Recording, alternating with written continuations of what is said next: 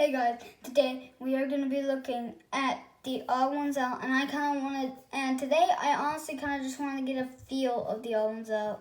So that's why today we are going to be watching him, and I wanted to get a feel into his hobbies.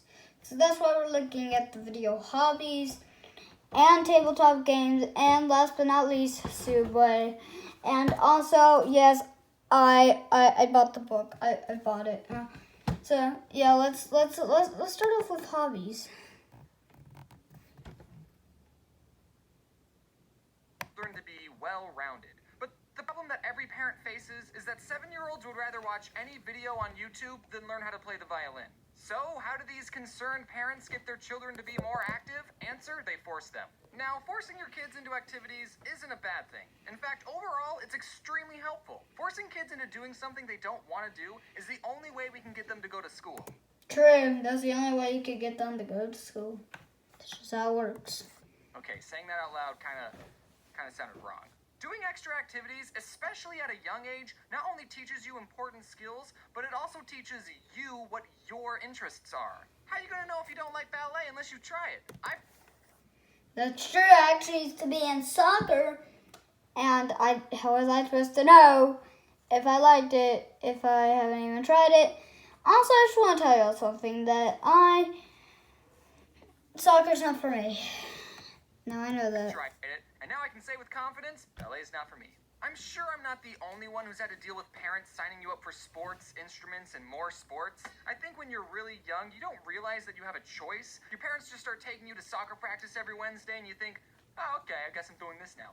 But all the activities I was forced into, while I never got invested in any of them, I'm still glad I did them, you know? I forgot how old I was when my mom signed me up for soccer, but I was little enough for... That's him? Oh my gosh. We just told his kid self on YouTube. The goals to look like this. I can't tell you how many games you won or how many goals I scored. It was probably close to 0, because I ultimately didn't care about soccer. The only thing I cared about was getting a treat after every game, because I earned it. I know some kids who really enjoyed playing soccer. I forget which video I mentioned this, but back in the day, there was this kid I knew named Micah. He used to live in the house directly behind mine, and we were on the same Little League soccer team. He was really good at soccer, probably better than I'll ever be, and he still plays to this day. Well, okay, it's been 4 years since I last talked to him, but he was still playing soccer to this 4 years ago. Now, did Micah's parents initially force him into playing soccer? Probably, I didn't ask. But if his parents never forced him into it, he would have never known how good he was at the game and how much he enjoyed it. But that's enough. True, if Micah never played soccer, he wouldn't know how much he enjoyed it. There's actually someone in my class, he loves sports, and he's supposed to know if he likes sports if he hadn't tried sports. About Micah, this is my channel. I don't remember how I stopped playing soccer. I just stopped showing up to the practices one year, and then I never played again. And then my mom put me into Boy Scouts, and that was a lot better because it wasn't competitive and camping is awesome. And a Slenderman reference in a James video. Wow, James. Wow, he's an OG. I made some dumb videos about it, so it was a return investment. Another activity my mom put me in was this martial art class called Aikido. Aikido is a stupid name. I'm just gonna say that. Like, Aikido? Aikido? What is Aikido? I don't know what Aikido is. Like, James, I'm pretty sure he's gonna explain what Aikido is in this video. I'm honestly surprised I've gotten 107 videos without mentioning Aikido once. 107 videos without mentioning Aikido once. That's a world record. Probably because it was boring and nothing interesting happened. My mom put me and my twin sister into Aikido, and we both agreed that it was boring and we didn't like it. So we decided not to remind my mom whenever she had to take us to class. And surprisingly, she forgot most of the time. Okay, look, whenever the sensei was talking, we had to sit on our knees, and that gets uncomfortable after 2 seconds. What? True, sitting on your knees or like squatting down. Oh my gosh, I feel excruciating pain.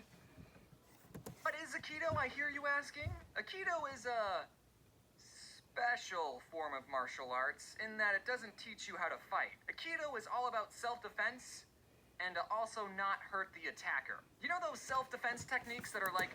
Self-defense, but not hurt the attacker.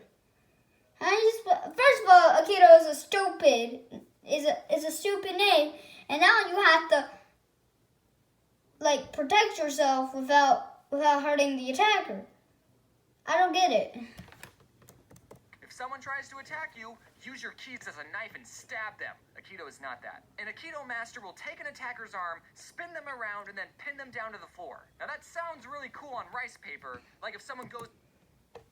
How are you supposed to pin somebody down to the ground without hurting them? That's just so dumb. To attack you, and then you block their punch and pin them to the ground, and you just give them a look like, you want to take me on, kid? I've already got you pinned down. Now I'm not going to hurt you because I'm that powerful. But if you ever attempt to attack me or my clan ever again, I will be forced to use 10% of my power and break your spine in half. And I think my mom saw that Aikido was non-violent and taught self-defense, and she thought it was a better activity than learning how to kick someone in the face. But after doing some research on Aikido, I've learned that it's not really, what's the right word, respected in the martial art community. There's a lot of people saying that the techniques of Aikido don't work against a real attack, and that if someone's really attacking you, you can't reasonably pin them down without hurting them. That's what I said about 2 minutes ago. How he goes to pin somebody down to the ground without hurting them. That's just dumb. So it's probably a better idea to just punch back. And some people who are in Aikido think that their style of fighting is more civil and the more eloquent way of fighting, or non-fighting. So there's a tad bit of elitism in the martial art community. Now, surprisingly, I've never been in a real fight, so I can't really comment on what the more effective martial art is. I'm sure different situations call for different responses, but I don't think I'm wrong when I say that Aikido is the vegans of martial arts. True. Aikido, it really isn't the vegan of martial arts. Really isn't the vegans of the martial arts community. After Aikido, the next thing I was forced to learn was an instrument. My parents didn't force me to do this. It was the American education system that did. In 5th and 6th Oh my gosh, the American education system. Okay, how are you supposed to just fly for that? I don't know. Everyone had to take a band class, and we all chose different instruments to play, and I went with the flute. And as soon as I was given the flute, I traded it with Priscilla, who chose percussion, and that's what I did for the next 2 years. Compared to the rest of the instruments, percussion was very easy on my lungs. And it was okay if we were bad at the instrument because we were in the very back. The first set of songs we learned was on this metal xylophone thing, but I think the teacher thought everyone was so bad at that instrument that the rest of the songs we learned was on this drum. Just one drum, it looked like this. So while everyone else had to learn Face and Every Good Boy Deserves Fudge and whatever these lines connecting the notes mean, we cool kids in the back only had to memorize 3 notes. A hit on the drum, a hit on the side of the drum, and not hitting the drum. Okay, I learned this last year, and honestly, I'm probably going to forget it in the next 20 years. Now those are my favorite notes. Drums are so great, nothing beats the drums. Drums are easy. So my parents tried to get me to do extra activities, but I never did more than what I was told to do. But that's okay. You should at least try new things, and if it's not something you enjoy, well, at least you tried. Now, with all the activities I did, I still spent plenty of my free time doing some other things. Okay, I played a lot of Neopets and RuneScape. He spent a lot of time doing witchcraft. That's not very good to do, James. That's not a very good thing. Why are kids screaming over there? I'm sorry if you all hear that. Sorry you have to deal with that. But kids are screaming out there. And as much as I enjoyed these games, I would say overall, they didn't make me a more rounded person. Unless you count what they did to my horrible posture. People will spend their free time doing what they enjoy. And entertainment is designed to be entertaining. And while it's good to take some time doing things you enjoy, just like everything in life, it's all about balance. I think there's a very clear and important difference between a hobby and an addiction. If you enjoy playing video games and binging Netflix in your free time, then do that. Keyword being free time. You still need to set time to sleep, work, and socialize, and take showers. If I can smell that you were just binging a show, then that's gotta change. While I was working on... True. If you can smell that you're just watching a show, that's gotta change. this video, I wondered why it was more acceptable to be good at chess than it was World of Warcraft, because at its core, chess and Warcraft are the same thing, a game. But if you spend all your time playing one of these games and it gets in the way of you being a functional human being, that's when it becomes an addiction. And I would bet you one crisp dollar bill that more people have gotten addicted to Warcraft than chess. And that's why I believe there's a bad stigma with that game. Also, I don't know how WoW works, but I know in chess you need to have at least one friend. If I could go back I used to be obsessed with chess, and I still am to this day. in time, I would tell my younger self to not play Neopets and RuneScape as much as I did. I would have told me, hey, you should try out other things too, like rollerblading or the flute. Youth is the best time to learn what you love and where your passions lie. You kids have no bills, no expectations, you're not tired all the time, and everyone's telling you to follow your dreams. But Okay. Saying that you're not tired all the time, that's not true. I'm tired every single day. For real. I stayed in my bed for an hour when I woke up today. I'm not joking. not me, I'm 22. My life is practically over. I can't choose any more hobbies. I wasted my childhood. I'm not saying don't play video games or don't watch YouTube. I understand that my main demographic is people who watch YouTube. But like I said before, it's all about the balance. Trademark. So go out there, try new things, join a club, go on a walk, draw something. I'm biased, but make a comic, write a short story, find a recipe online and cook something, or read a book. Take breaks, yes, but never stop learning. And when you're an adult, you can force your children to learn too. Happy 2019, everyone. That was a good video. I actually really like it. Are you still keeping track of those? Surprisingly, a lot has happened for me in 2019.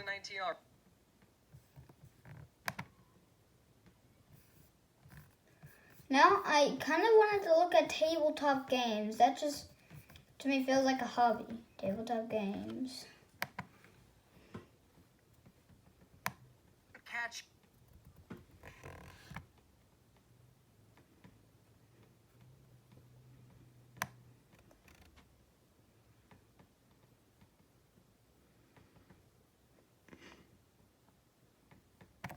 Yes, I have watched this video before, but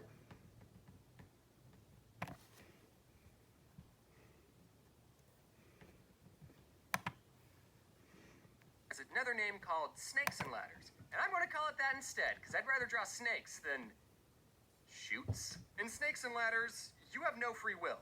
You're at the mercy of a single dice, and I love it. While I was looking up walkthroughs for Snakes and Ladders, I quickly learned that this game was made for preschoolers, which is probably why it's so simple. Or how about the game Sorry, which is the most unapologetic game I've ever played. There's some strategy in that game, but most of the time you're just getting revenge on the players who've wronged you. And the creators of Sorry knew this because the tagline of the game is Sorry, the game of sweet revenge. Which, if you think about it, is a pretty funny oxymoron.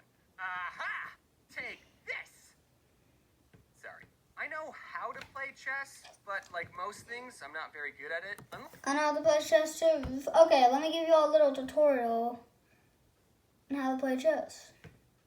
So first, the horse piece is not called a horse piece, it's called the knight. The pawns move once or twice.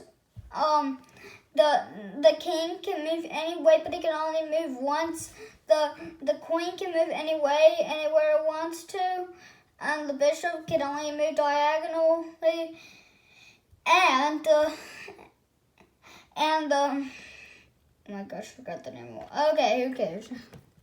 Unless I'm playing against someone under the age of 4, I don't want to play that game. Because it shows everyone how bad I am at planning ahead. That's a game that's 100% strategy-based. It's like the IQ test of board games. Beating someone in chess will put you more ahead academically than anyone with a Harvard degree. And you'll get more babes. However, there is one exception, and that is, it's okay to lose at chess if you're playing against a computer, even if it's on easy mode. True. Computers are way better at planning ahead than anyone. Because I don't know how, but a human made a computer that can beat the world's best chess player, but the creator of the computer can't beat the world's best chess player. So true. That's actually so true. Somebody who created a computer that could beat the world's best chess player, but the creator of the computer can't. That's actually so true. I never thought of that. So I guess that means it's game over. Tried our best, but we've peaked. Whenever you beat a computer in chess, it was going easy on you. Imagine if we made a computer that could beat the world's best Snakes and Ladders player. I would pay money to see a Snakes and Ladders championship. Well, that's never happening. And everyone watching knows that the person playing is just some Joe Schmo that acts like the world's best Snakes and Ladders player, but they're all still excited. And there's real snakes that you get to slide down? That would be amazing! Sign me up.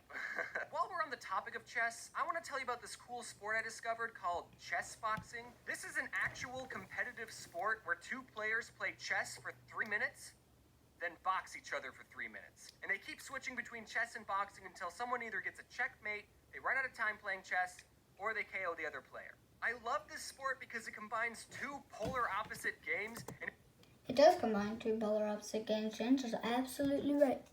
it's something that anyone can play. Brains over brawn?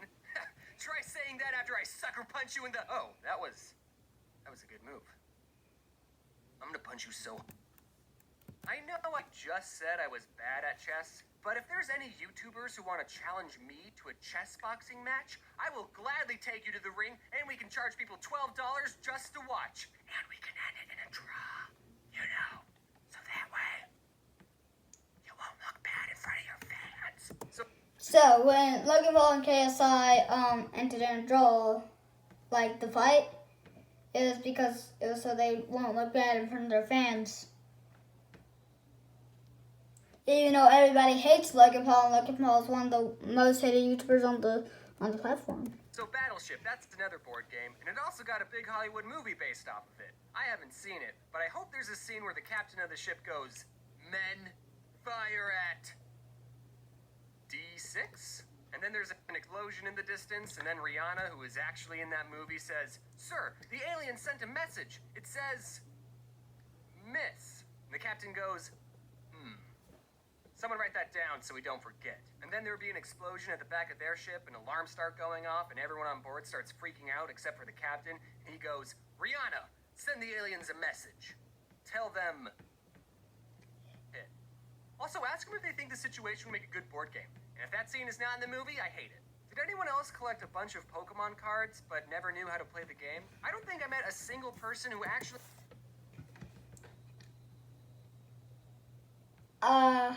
I don't collect cards, and I don't know how to play the game. I'm not that big of a Pokemon fan. knew how to play the card game, which was weird because in my school, the card game was just as popular as the video games. Kids would always show off their collection of cards and binders, and everyone always wanted the highly coveted shiny Charizard card. You know which one I'm talking about. You know which one I'm talking about. You know which one I'm talking about. Unlike Yu-Gi-Oh!, which had dedicated episodes explaining why these 5 pieces of cardboard were expensive, the shiny Charizard was rare, not because it was good in the game, but because everyone agreed that it looked cool. But then when you ask someone, "Hey, do you want to play a game?" they would say, "Okay, I summon my Charizard in attack mode." Does anyone even know how to play the Pokemon card game? I bet none of these guys even know what they're doing. How'd this guy win? He didn't even call Uno. I know it's just a joke, but this isn't Uno, James.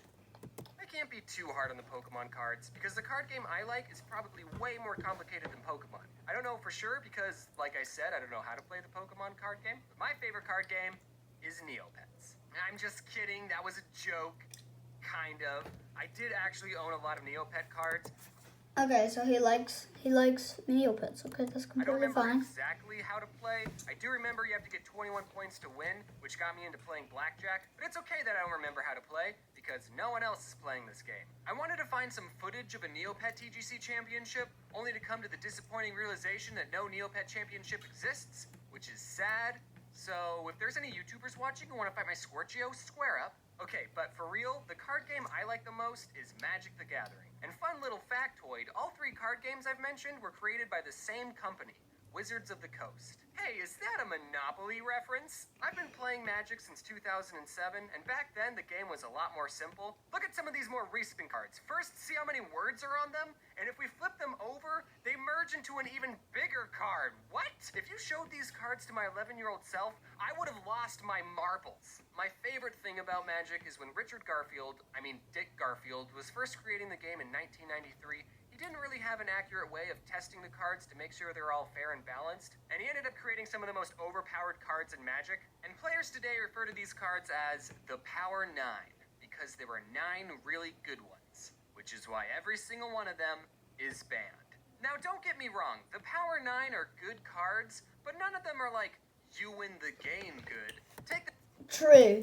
this one, for example, Ancestral Recall. All it says is, draw 3 cards, or force opponent to draw 3 cards. Which is stupid that they added that last part. Why would you ever give your opponent 3 more cards to beat you with?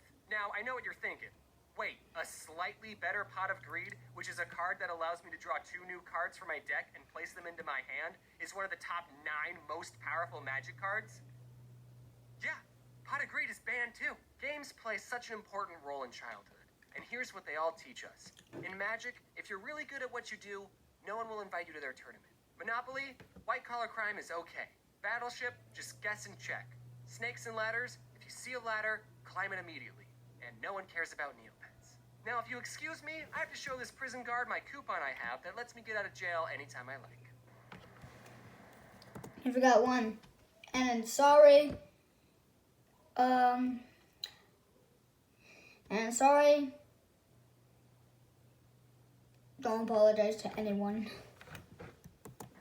And when all is said and done, I thought to myself, what can I do to help strengthen this weekly tradition of family game night? So I decided to create my own game based off one of the most scarring events of my childhood. Many of you might recall the traumatic experience my sister and I had with Harry the Moth, and to help me cope, I decided to immortalize this memory by turning it into a card game. Introducing Can't Catch Harry. Try to get Can't Catch Harry. I might get it. Well, that was also a pretty good one. Now, as I said, I was gonna make one more. And no, should we watch the TheOdd1sOut in my next video? I mean, Haminations. Okay. I'm gonna pick between if I should watch the TheOdd1sOut or should I watch the Halloween videos that James has made.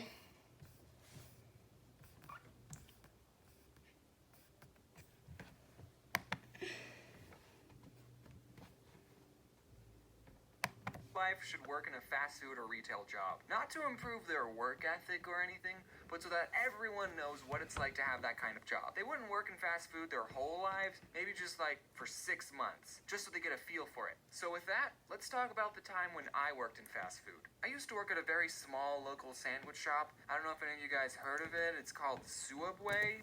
It's no longer Subway. It's now called Subway, guys. If you call it Subway, you're a dork. But, Our spokesperson was in the news recently. I don't know if you guys look at the news. Did you hear he got beat up in jail? I kind of want to meet the person who beat up Jared. so a spokesperson went through jail and someone beat him up, and now he wants to be the person who beat up Jared. More than Jared. Not More than Jared, okay.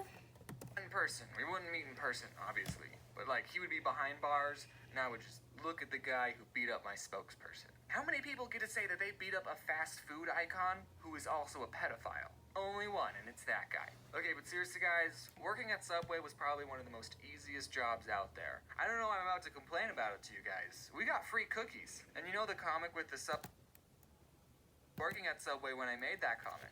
I just think it adds sort of a little bit of value to it. You see, the owners, who are husband and wife, can you believe it, of the Subway I worked at, owned 2 stores. One of the Subway stores was in a Walmart on an Indian reservation, because we have those in Arizona. Okay. The other Subway was the Subway I worked at. And since the Walmart store was always busy, the owners would spend 99% of their time at that store. So I didn't really have a boss most of the time. On the off chance the owners did show up, they would just pick up some food and then they would make sure I was making sandwiches the right way. And every time I made a sandwich in front of them, they would always find something wrong with it, without fail. You put on too many olives. Do you know, according to the Subway formula, you're only supposed to put on 8 olives on a foot long? 8! One for every other bite. That's just ridiculous. Can you imagine someone just counting out 8 olives? Nobody does that. I usually worked the closing shift, and at the end of the night, we would turn the alarm and we have 60 seconds to get out of the store. But one time I had the opening shift, so I unlocked the door to get in with my key, and the alarm went beep, beep, meaning meaning I had 60 seconds to turn it off. No big deal, right? I've turned the alarm on all the time when I was closing. So I go to the little control panel and I type in the code and nothing happens. The beeping is still there and the clock is still ticking down. So I go, oh gosh, no. Oh no, oh no. okay, I'm going to press each button very carefully. I'm going to make sure each button makes a beep when I press it. Beep, beep, beep. Nothing still happens. So I go, okay, I'm going to make sure to press each button very carefully. And I start thinking, did they change the passcode without telling me? Well, this is the only passcode I know, so we're just going to try it again. And I press each button very carefully. Beep, beep, beep. And it goes quiet. And then the alarm goes off. I still had like 20 seconds left. But I guess when you get it wrong 3 times, it automatically assumes that you're a burglar. So That's just bad. Why would it automatically? You're a burglar. No, nothing does that. while the alarm is going off, I look on the contact sheet for the owner's cell phone number. I step outside, I call him, and he doesn't pick up. So I go back inside, find the number for the other Subway store. They open an hour before we do. Someone picks up with their stupid voice. Oh, thank you for calling Subway. I'm blah, blah, blah, blah, blah, blah, blah. How may I help you? And I go, hey, is Mike there? It's not his real name, guys, don't worry. And they go, just a minute. Yeah, sure, I have all the time in the world. The cops might be on their way, but take your time. So, Mike picks up. Yellow. Hey, Mike, this is James. What's the passcode for the alarm? Who is this? It's James. What's the passcode? What are you doing there, James? Why aren't you answering the question? Yeah, that. I would hate that. If my boss just kept saying that, I would hate it. I have the opening shift. Is the alarm going off? Yeah, no one told me the new code. Yeah, we changed it. It's the last 4 digits of your social security number. Oh, okay, thanks, Mike. I don't know my social security number. So I finally get the alarm off. No one showed up, thankfully. Which I actually don't know if that's a good thing or not, now that I say it out loud. We did have a store manager who would make the schedule and sometimes tell us, hey, can you guys do a better job at your job? But other than that, she was cool. She watches my videos, and so do her little brothers. They're big fans. Shout out to Ivan and Andy. Those are brothers. So get this. I'm reading a book called The One and Only Ivan, and Andy from Toy Story. So it's the Ivan from The One and Only Ivan and Andy from Toy Story. Okay, I got it, James. Subway, you only work with one other person. Just you and them in an empty subway for 5 hours. I mean, we weren't I wouldn't like that. I like people around me for some reason. I don't know why. empty all the time, okay? And when you're not making sandwiches, you have other stuff to do, like stocking the chips, or we had stuff to do. But okay, we did watch a lot of Netflix and do homework, so I mean, that other person you worked with would make or break your entire shift. It wasn't the annoying customers. I kind of got used to annoying customers. So I worked with a lot of crappy people. And I also worked with a lot of people who I would probably never become friends with except in a work setting. You see, you gotta understand the type of people who got jobs at Subway. Potheads. Most of them are potheads. And some of them are really cool. I'm just going to go over a couple of the characters that I worked with. There was Tyler. I freaking love this guy. He smoked a lot of weed. He actually taught me what vaping was, and he got me into Clash of Clans. I actually mentioned him and his girlfriend in my riddles video. I don't know if I ever told him that. And of course, I have to mention Corey. He was cool. We watched How to Get Away with Murder on Netflix, and I've also hung out with him outside of work. What him and Tyler had in common is that they would actually do their job, which you gotta appreciate. Then there was this guy. Get this, who was also named Jared. He loved Marvel, and that's the only thing he would talk about. I also kind of like Marvel. Marvel's a good series. I can say these things. He doesn't watch my videos. There was Sarah. She was cool. She made me a bread bowl. And her boyfriend, Jay. He talked about chakras and third eyes. He was interesting. And also, there's Anthony. He's cool. What's up, Anthony? For the 100,000 sprinkles video, I actually went back to Subway to use their scale because I knew they had one. And we counted 500 sprinkles again just to be more accurate for the 100,000. And Anthony helped me count instead of working. I mean, at least he got paid minimum wage for it. So 2 more stories before I go. One time, Jared asked me to take out this pile of trash, and I was like, oh, okay, I'll just put this pile of trash in the dumpster. And as I was taking it out, I saw that there was a chip poster in the pile, and I thought, this is too cool to throw away. I'm gonna keep it. So I took it home with me, and then the next day when I went in, people were saying, oh, where's the chip poster? We can't find the chip poster. We haven't seen it anywhere. And I'm thinking, I have the poster. No! Oh, come on. I I decided not to tell anyone that I had the poster.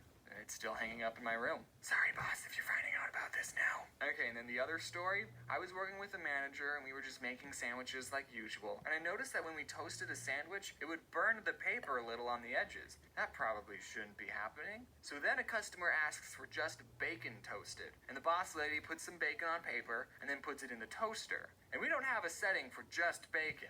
So then when she opens the toaster, there was a fire on the bacon. So then she starts to whack it with the little metal tray thing, but all she ended up doing was fanning the flames, making the fire bigger. You got this, right? Then I went in the back and I got the fire extinguisher and I actually used it. I single-handedly saved that Subway. Bro, James just saved his Subway. James is the Subway hero. What have I done? Is it okay if the bacon's a little crispy and has nitrogen and carbon dioxide stuff on it? Wow, I didn't even mention a single bad customer. This was such a good video. I feel like we should do some more of these videos. Like, should I do a part 2? I might do a part 2 where I look at his Halloween videos. Yep, we're gonna do it. Okay. Bye guys, I hope you liked this video. Bye.